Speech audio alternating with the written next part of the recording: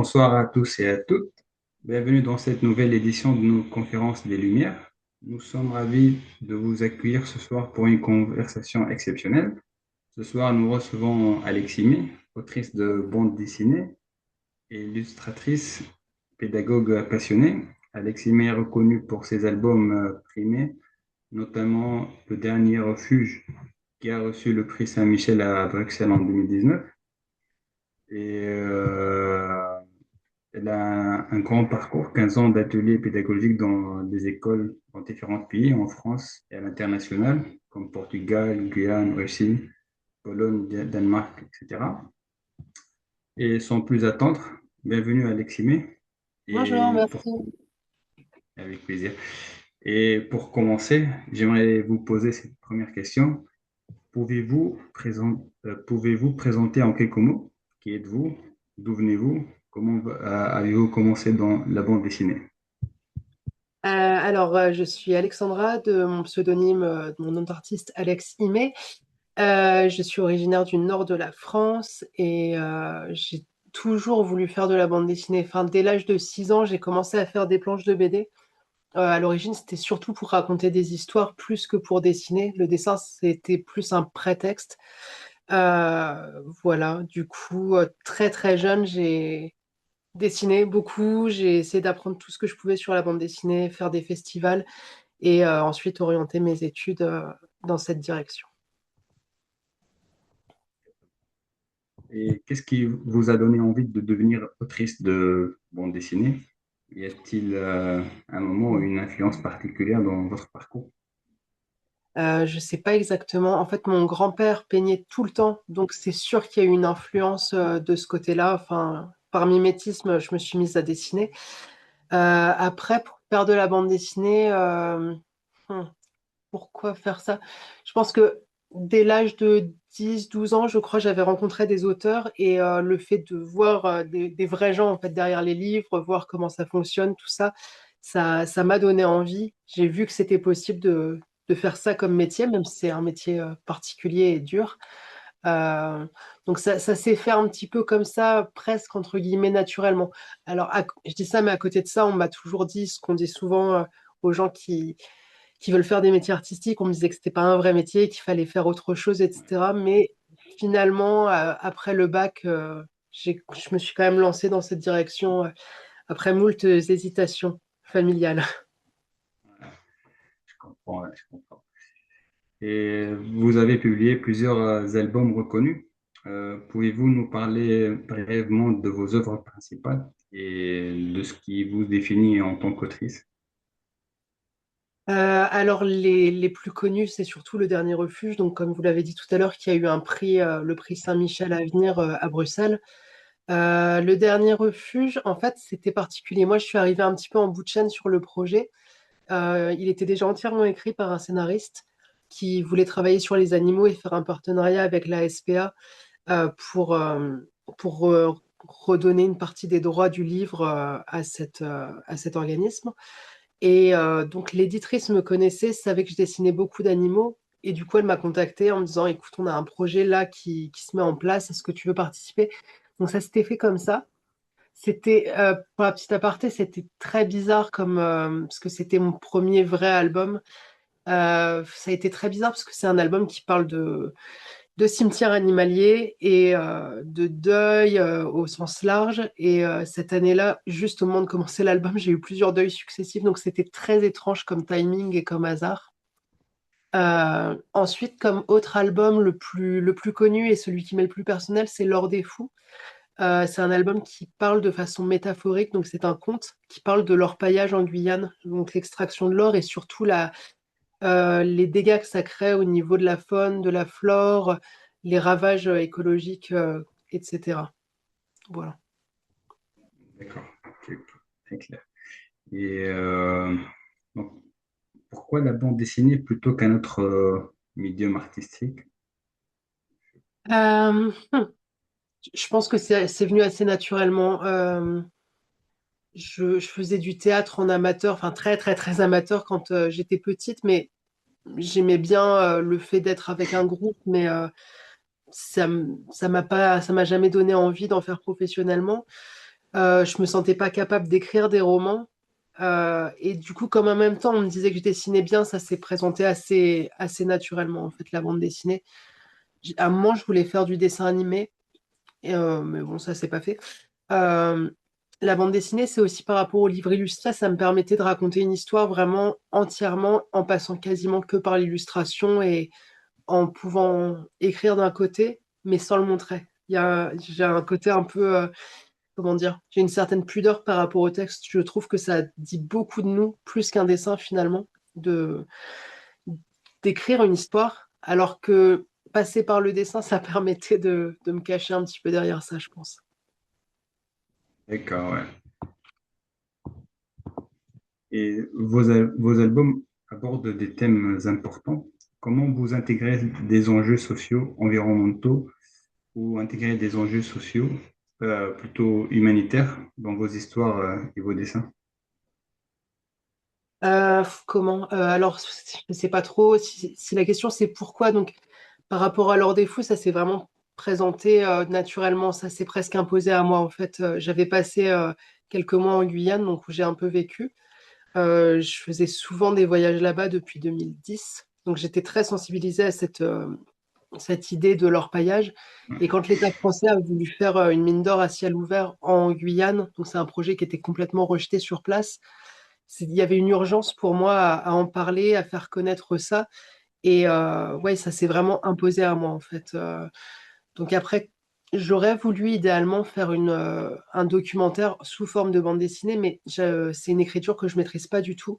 Alors que parler d'un thème de façon métaphorique en passant par le conte, c'est quelque chose qui m'est beaucoup plus naturel. Du coup, c'est pour ça que j'ai écrit L'Or des Fous de cette façon-là. Après, en termes d'engagement, pour être honnête, j'aimerais parfois être plus engagée, mais parfois je sais pas comment faire. Je vois d'autres auteurs qui font ça beaucoup mieux que moi et parfois j'ai aussi une crainte en fait, de plus en plus d'ailleurs. C'est pas très joyeux, mais je trouve que par les temps qui courent, c'est de plus en plus compliqué de pouvoir dire les choses sans se faire interpeller sur les réseaux sociaux ou quoi que ce soit. Et du coup, je sens que j'ai un certain frein à faire les choses et que j'hésite avant de parler de certains sujets, ce qui est très dommage, mais c'est quelque chose que je constate et de plus en plus. D'accord, ok.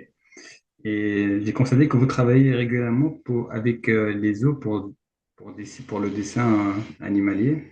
Ouais. Donc, est-ce que c'était votre choix de choisir le dessin des animaux ou autre? Alors les animaux, moi j'ai toujours été entourée de beaucoup d'animaux à la maison, on avait plein de bestioles, mais j'en dessinais pas plus que ça. Ensuite, après le bac, quand j'ai fait une école d'animation de dessin animé, et chaque élève devait réaliser son propre dessin animé. Moi, je voulais mettre en scène une petite fille et un chat. Du coup, j'ai dû apprendre à dessiner des chats sous toutes les coutures, apprendre comment ils se déplacent, parce que pour l'animation, il faut vraiment bien connaître le sujet pour pouvoir le faire bouger, etc. Et Ouais, ça a un peu, ça a un peu révélé une certaine. Enfin, ouais, ça a été un peu une révélation de dessiner ces petits chats sous tous les angles. Et du coup, je me suis mise à dessiner plein de sortes d'animaux. Et là, je me suis rendu compte que dans la bande dessinée, il y a pas mal d'auteurs qui dessinent des animaux, mais c'est loin d'être la majorité. En fait, on a, on va dire, une espèce de bulle de gens hyper passionnés par les animaux qui les dessinent super bien, et beaucoup de gens qui en dessinent jamais. Du coup, ça s'est un peu imposé naturellement, où on m'a de plus en plus contactée en tant que dessinatrice animalière, et finalement, ça m'a plu. Après, le travail avec les zoos, au début, ça m'a questionné parce que j'étais pas très favorable à ces structures-là. J'avais un peu l'image des zoos des années 80-90, vraiment pas respectueux des animaux, donc ça me questionnait beaucoup. Et justement, en travaillant avec des zoos, j'ai vu que à l'heure actuelle, c'est plus pareil, quoi. Enfin, les animaux sont beaucoup mieux traités qu'avant, donc voilà, ça m'a rassurée. c'est bien. Et vous avez 15 ans d'expérience dans les écoles en France et à l'étranger. Ouais. Qu'avez-vous appris en travaillant avec les enfants et les jeunes? Est-ce que l'approche a changé? Est-ce qu'elle a évolué? Est-ce qu'il y a une nouvelle approche? Alors, c'est un peu triste à dire, mais j'ai un peu vu les élèves devenir de plus en plus durs au fur et à mesure des années et de plus en plus être de plus en plus durs, de plus en plus jeunes. C'est-à-dire que tout en début de carrière, quand j'avais des collégiens, surtout des sixièmes, c'était un peu des petits bisounours. Et au bout de quelques années, selon les établissements, selon plein de critères, ouais, c'est plus dur. Les élèves sont parfois plus blasés aussi, en fait, au-delà d'être durs. C'est-à-dire que j'ai vraiment ce constat de les enfants dessinent facilement. Il y a très peu de freins. Et plus on avance en âge, plus les gens ont peur, plus ils ont une pudeur ou une gêne par rapport au fait de dessiner. Ils ont peur d'être jugés, etc. Et en fait, avec les années, je vois cette gêne et ouais, ce jugement hyper fort de plus en plus tôt, ce qui est un petit peu dommage. Et je pense que le fait de baigner dans des cultures très informatiques, avec les écrans, en plus avec l'IA qui vient se rajouter, Ouais, je euh, pense.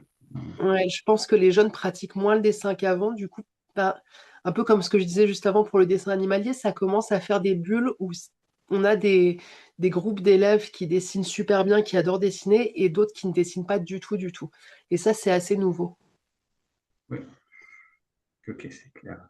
Et comment transformez-vous, par exemple, un enfant de lecteur passif en créateur engagé via votre approche ou peut-être dans des ateliers? Et, et quelles sont vos techniques pédagogiques? Là. Euh, alors, moi déjà, dans un premier temps, chaque premier atelier, donc souvent j'ai des classes entières, donc bah, ça pareil, au début j'avais des classes, le premier atelier que j'ai fait, c'était en 2008. C'était des classes à, je sais pas, 20 élèves maximum, peut-être 25. Maintenant, j'ai des classes à 40. C'est devenu normal. Donc, il y a un espèce de petit cours magistral tout au début. Et le but, ça va vraiment être de décomplexer les enfants par rapport au dessin. Leur dire, la bande dessinée, Mhm. c'est pas un livre illustré. Le but, c'est pas de faire un magnifique dessin. Le but, c'est surtout de raconter une histoire. Donc, même si vous faites un bonhomme bâton vraiment très, très, très simple, c'est pas grave, on pourra comprendre. Donc, je leur donne des petites clés, notamment pour faire les expressions du visage. Je leur dessine un visage hyper, hyper basique et je leur montre que juste avec les sourcils qui vont être mis Oui, différemment et avec la bouche, on peut vraiment changer l'expression. Ça, c'est vraiment la base, c'est de les décomplexer, de donner quelques petites astuces. Après, quand l'atelier se déroule sur plusieurs séances, j'essaye au maximum de faire du cas par cas, de m'intéresser aux enfants en tant qu'individus et de les faire travailler sur ce qu'ils aiment. Alors, plus un enfant a baigné dans l'univers des livres ou des films ou quoi que ce soit, plus il a de culture, plus son imagination est présente et travaille. Donc, ça va être plus facile pour lui de faire de la bande dessinée, de trouver une histoire, d'avoir plein d'idées de dessin. Il y en a d'autres qui ont plus de mal, mais justement, tout l'enjeu est là, c'est de les amener à avoir envie de lire, à avoir envie de regarder des films, de s'intéresser à d'autres choses, ou alors de chercher ce à quoi ils s'intéressent. On s'intéresse tous à quelque chose, donc essayer de faire quelque chose avec ça, quoi. et pour un jeune qui voudrait, pardon, vous avez visité plusieurs pays, les différents pays, par exemple Portugal, Guyane, Russie, Pologne, Danemark, etc. Comment adaptez-vous votre approche selon les cultures et qu'avez-vous appris de ces expériences internationales? Alors, comment moi je m'adapte? C'est très variable. Euh, je réfléchis en même temps, excusez-moi. Ouais, ouais, ouais. Euh,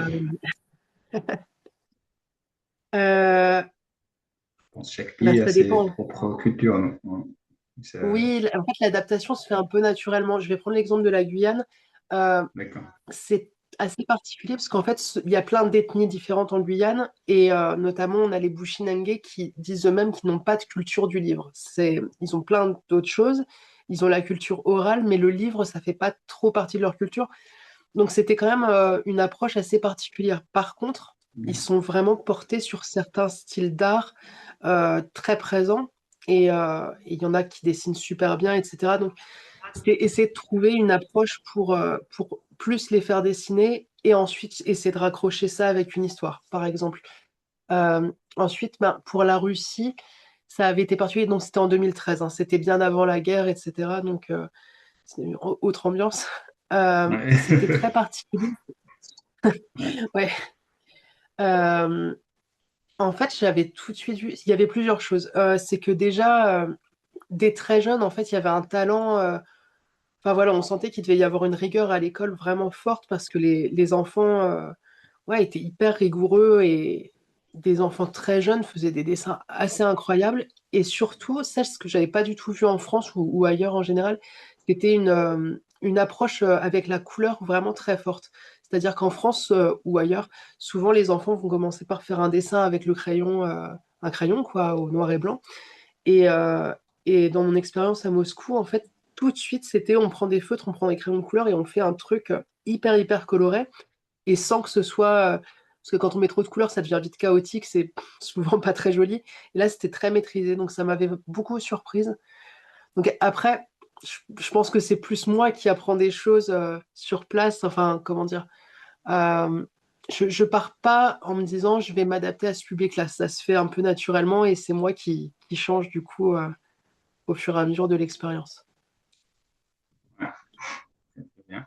Et pour un jeune qui voudrait utiliser la bande dessinée pour parler d'un sujet qui le préoccupe, Mhm. quel conseil lui donnerez-vous? C'est compliqué. Euh, Ouais. alors, bah, déjà, ça c'est un conseil qu'on m'avait donné il y a très longtemps avant que je me professionnalise, c'était éviter de s'auto-censurer. C'est un Ouais. truc, en fait, on a vraiment vite fait de se mettre soi-même des barrières. Et la bande dessinée, en fait, contrairement au cinéma, par exemple, on n'a aucune limite. On n'a pas besoin d'argent pour faire des effets spéciaux de dingue. Là où au cinéma, il faudrait un budget énorme, par exemple, pour faire une scène avec une armée pendant l'Antiquité romaine ou je sais pas quoi. En dessin, ben voilà, on n'a qu'à le faire, ça va prendre un petit peu de temps, mais on n'a besoin d'aucun budget particulier. Donc déjà, ce truc de se dire on n'a aucune limite, donc de ne pas s'auto-censurer.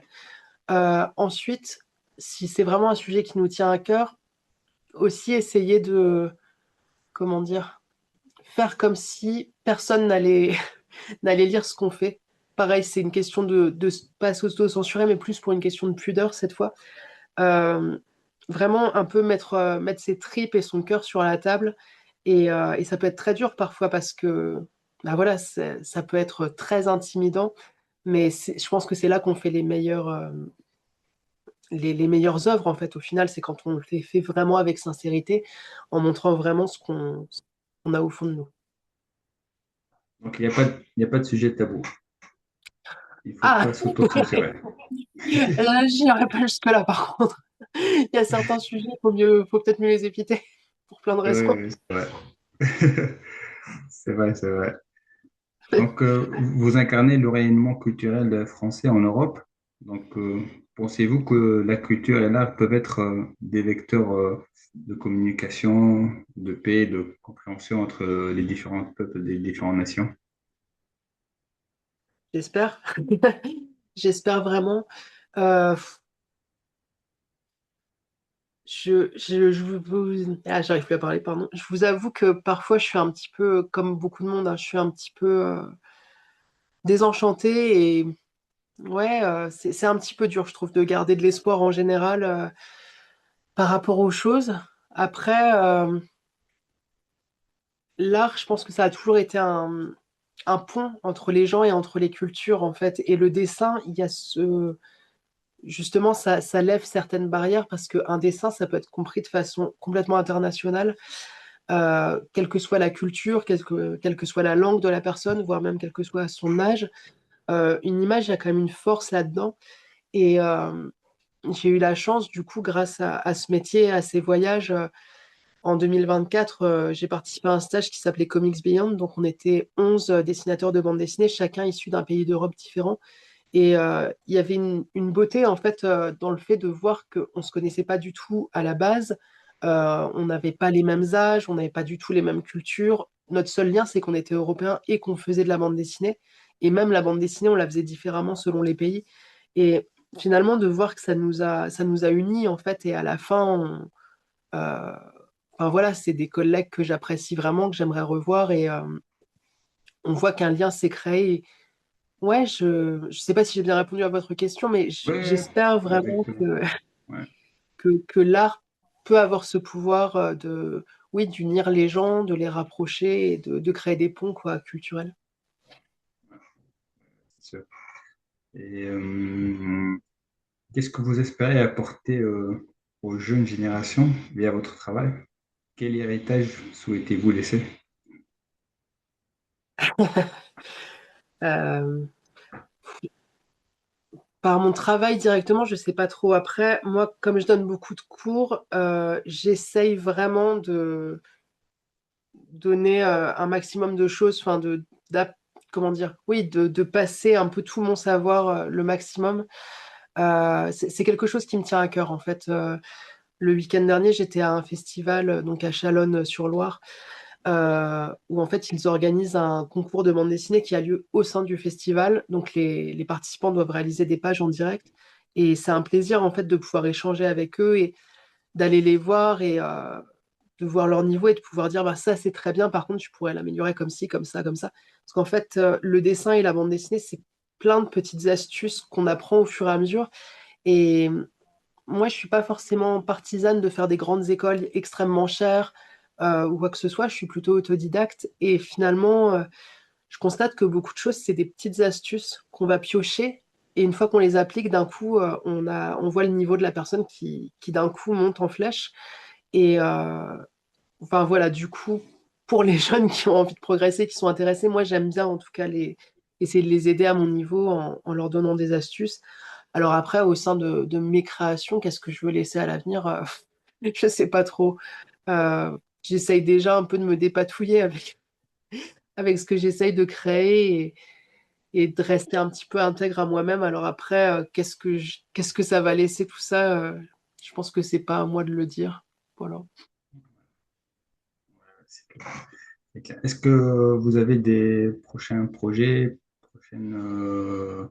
d'autres conférences ou d'autres workshops que vous pouvez, est-ce que, et si possible, pour quelqu'un qui est intéressé par la bande dessinée, pourra vous rencontrer pendant des workshops ou dans un stand ou n'importe. Alors des workshops, non. Par contre, je serai au festival de bande dessinée de Changé en Mayenne. Je crois que c'est tout fin mars, vraiment dernier D'accord. week-end de mars. Et je serai au Festival BD de Québec. Alors, je crois que c'est du 5 au 8 avril. Voilà. Et Bien. après, on peut me contacter par mes réseaux sociaux si on a des questions précises. Ouais, ouais, très, très bien. J'invite tout le monde donc à s'inscrire et à vous suivre sur vos réseaux sociaux pour avoir de vos nouvelles. Et s'ils ont des questions ou n'importe quelle demande, ils peuvent vous contacter directement. Oui. Euh, Merci beaucoup et je donne la parole maintenant aux membres de l'association si quelqu'un a une question.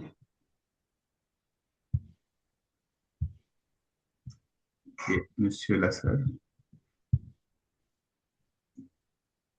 Ouais, euh, réactiver le son. Oui. D'accord. Bonsoir, Alex. Bonsoir. Bonsoir à toutes et Maxime. à tous. Bonsoir, Manallah. Bonsoir. Euh, Tout d'abord, merci pour cette belle rencontre.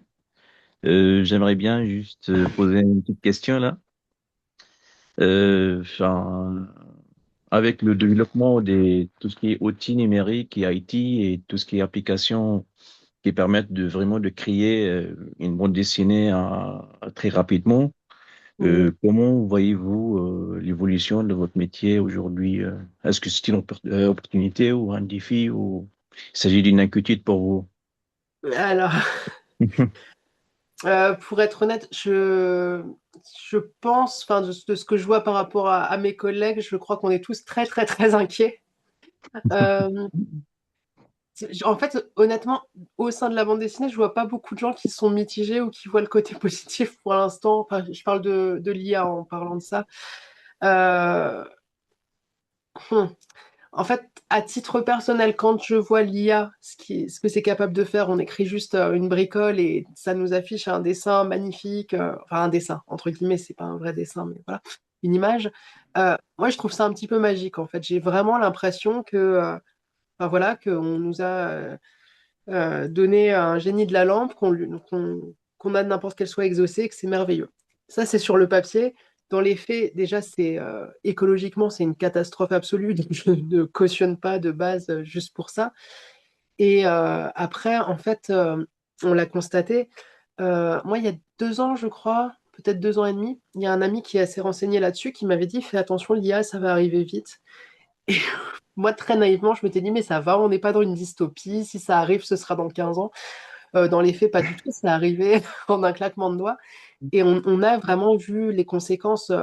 Moi, j'ai des gens qui m'ont contacté pour des travaux, comme ça m'arrive tout le temps. Donc, par exemple, on contacte parfois des particuliers me contactent pour faire des faire-part de naissance ou de mariage. Donc déjà, première expérience, quelqu'un m'avait contacté et finalement a fait appel à l'IA. Bon, pourquoi pas. Et en fait, on commence à voir ce processus qui se pérennise et qui a l'air de se normaliser. Donc également des structures qui normalement faisaient appel à des artistes, donc par exemple pour des programmes culturels, font de plus en plus faire le travail par une IA. Et du coup, je suis très mitigée parce que à la fois, je peux comprendre. Pour eux, ça coûte rien, c'est plus rapide. Il n'y a pas à s'encombrer, entre guillemets, d'échanger avec un être humain. Il n'y a aucune question d'ego de la part de l'IA parce que c'est un robot. Donc voilà. Donc je peux comprendre. Et à la fois, de façon concrète, en fait, pour notre métier, on est vraiment très, très anxieux parce qu'en effet, on se demande est-ce qu'on va encore nous appeler? Est-ce qu'on aura encore besoin de nous? Et je crois que les acteurs aussi s'inquiètent de plus en plus de ça parce qu'ils sont en train d'être remplacés eux-mêmes par des IA. Alors, leur image est aussi volée directement. Donc voilà, tout ça est très inquiétant. À la fois, je me dis, bon, enfin, on peut pas avoir. Enfin, on a toujours dessiné, je veux dire, même du temps de la préhistoire, dans les grottes de Lascaux, il y avait déjà des dessins. Donc je me dis, ça peut pas. Je ne pense pas que ça puisse disparaître comme ça.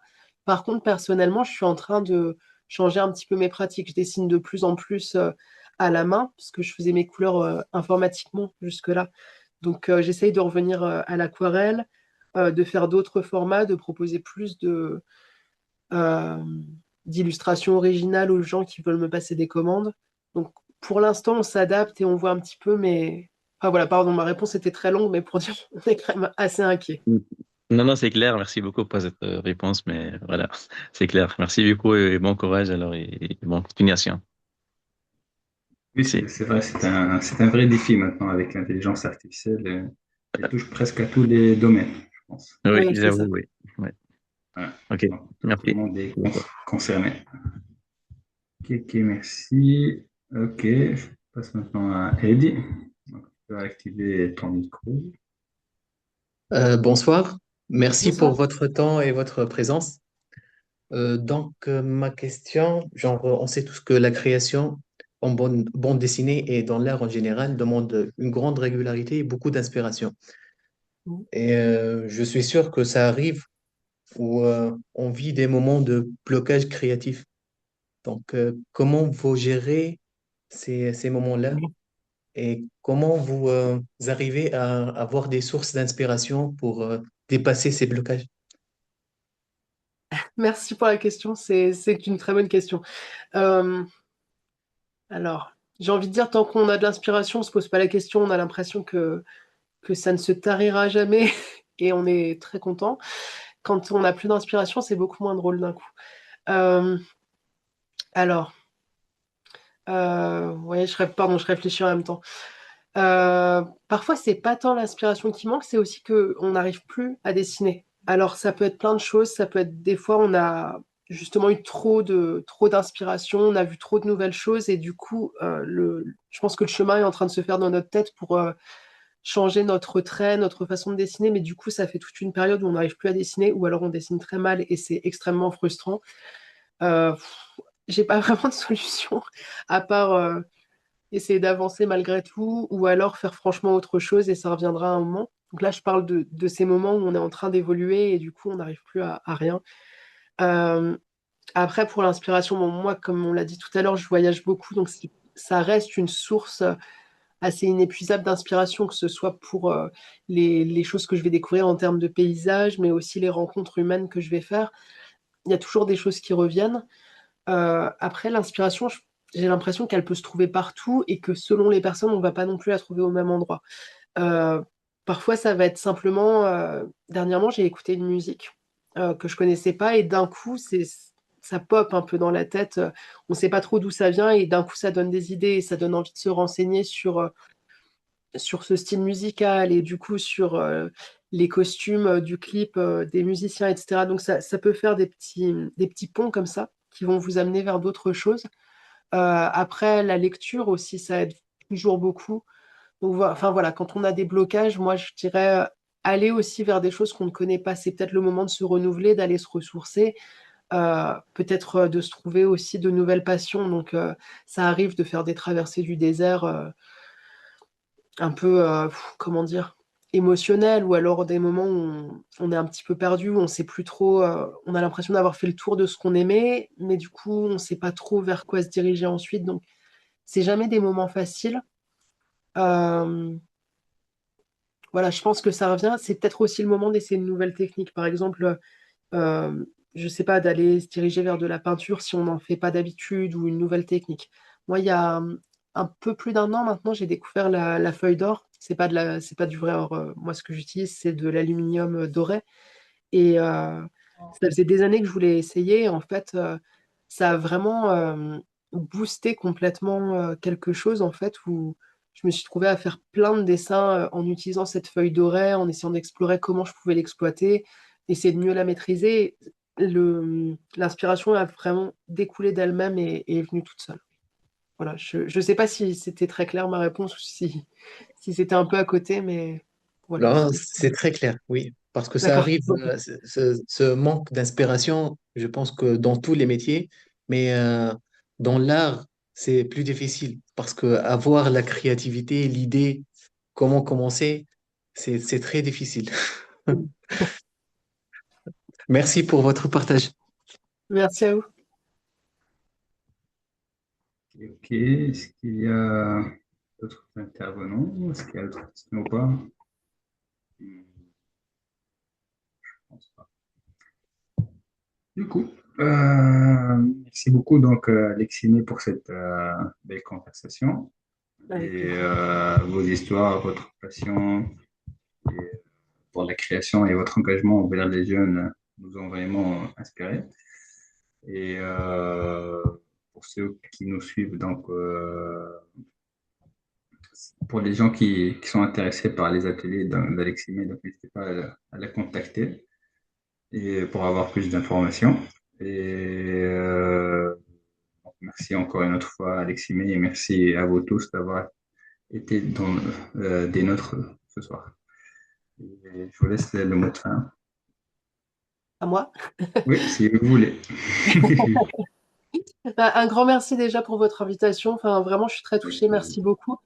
J'espère que ce que j'ai raconté a pu être intéressant. J'espère que si vous-même vous dessinez, vous créez ou quoi que ce soit, j'espère vraiment que ça a pu vous motiver ou vous intéresser. Et en effet, enfin, je suis assez présente sur les réseaux depuis 2 ou 3 ans. J'ai une chaîne YouTube où j'essaye tantôt de donner des conseils de dessin, tantôt d'expliquer des réalités du métier de dessinateur, parce que c'est un drôle de métier quand même. Donc, enfin, voilà, n'hésitez pas à y aller, mais surtout, n'hésitez pas à me poser des questions pour que je puisse faire de nouvelles vidéos pour vous répondre. Ce sera avec plaisir. Voilà. Ok, très très bien. Inscrivez-vous donc et à bientôt pour les prochaines conférences des Lumières. Salut. Merci. Bonne soirée. Bonne soirée.